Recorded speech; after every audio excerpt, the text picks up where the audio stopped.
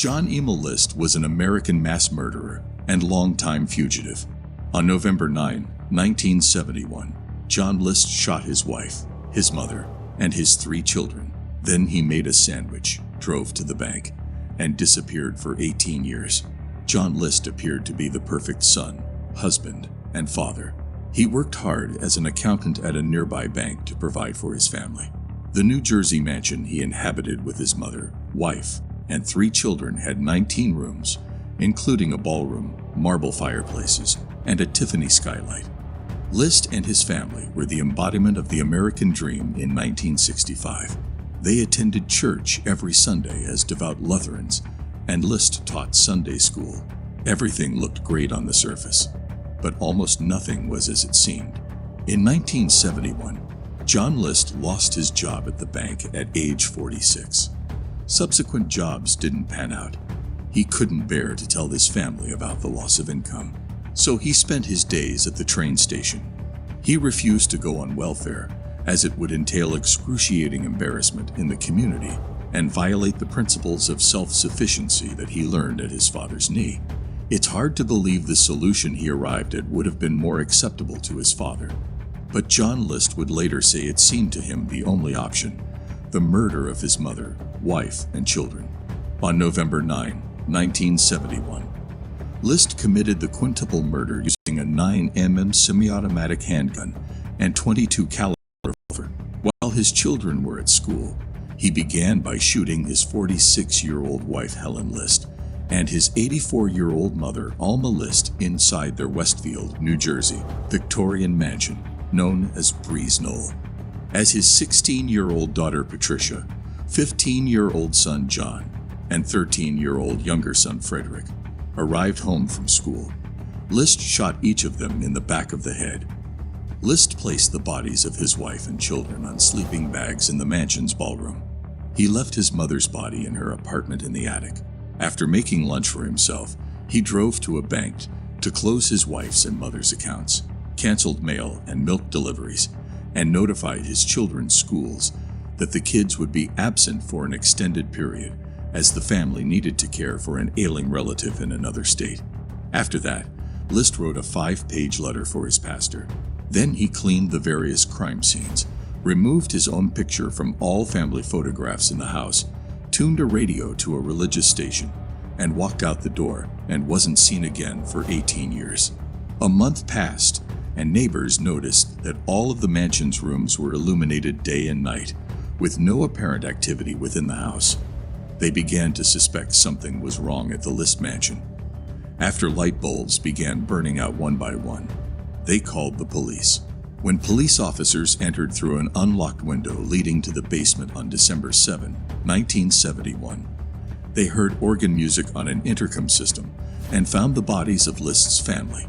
The police also found a note from List to his pastor at a Lutheran church, where List sometimes taught Sunday school. Over 5 pages, List wrote that he saw too much evil in the world and that he had ended the lives of his wife, mother, and children to save their souls.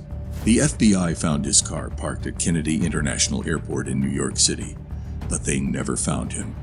The trail went cold. Fast forward 18 years to 1989. New Jersey prosecutors had come up with a plan. In 1989, Union County prosecutors asked the producers of the Fox program, America's Most Wanted, to look at the case.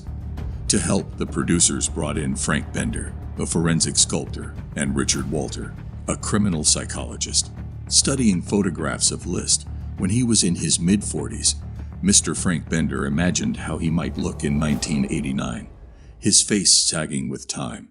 Mr. Richard Walter theorized that List would still be wearing horn-rimmed glasses to make him appear successful. It was a masterful depiction of John List. On May 21, 1989, Fox televised the segment and displayed a bust of an older John List. The network estimated that 22 million people saw Frank Bender's sculpture. After the telecast, police started getting tips. One tip came from a woman in Richmond, Virginia, who thought her next-door neighbor, Robert Clark, bore a striking resemblance to the bust. The tipster said her neighbor was also an accountant and attends church regularly. Agents went to the home of Robert Clark, confronted his stunned wife, whom he had met at a church social, then obtained her help in filling in blanks from the past. Her story put an end to the 18-year-long mystery. Police arrested Robert Clark, aka John List, at his office on June 1, 1989. Fingerprints confirmed that he was John List, although he had denied it. As a fugitive, he had lived quietly in Virginia and in the Denver area. At List's trial in 1990, a psychiatrist for the prosecution testified that List had been suffering only from a midlife crisis when he slaughtered his family, and that he had enjoyed life in the years afterward. The jury finally found John List guilty, and a judge sentenced him to 5 life terms in a New Jersey prison. In a 2002 television interview on ABC with Connie Chung, List was asked why he did not take his own life if he felt so overwhelmed. List said he didn't kill himself after killing his own family because he felt that would prevent him from getting to heaven. All List wanted was to reunite with his wife, mother, and children in the afterlife, where he believed there would be no pain or suffering. List died of complications from pneumonia aged 82 on March 21, 2008, while imprisoned at St. Francis Medical Center in Trenton, New Jersey. The mansion in New Jersey where John List lived with his family burned down several months after the murders. Authorities never found the cause of the fire, and a new house was built on the property years later. The memory of the murders still haunts Westfield residents. In an interview in 2008, parents told a reporter in New Jersey that children will not walk past that property, nor do they even want to live on the same street. Over the decades, List has been the inspiration for several portrayals in TV crime dramas, and in the 1987 Terry O'Quinn starring horror film The Stepfather. List was more literally depicted in the 1993 made-for-TV movie Judgment Day, The John List Story, portrayed by actor Robert Blake, who ironically was later acquitted on charges that he killed his own wife. Thanks.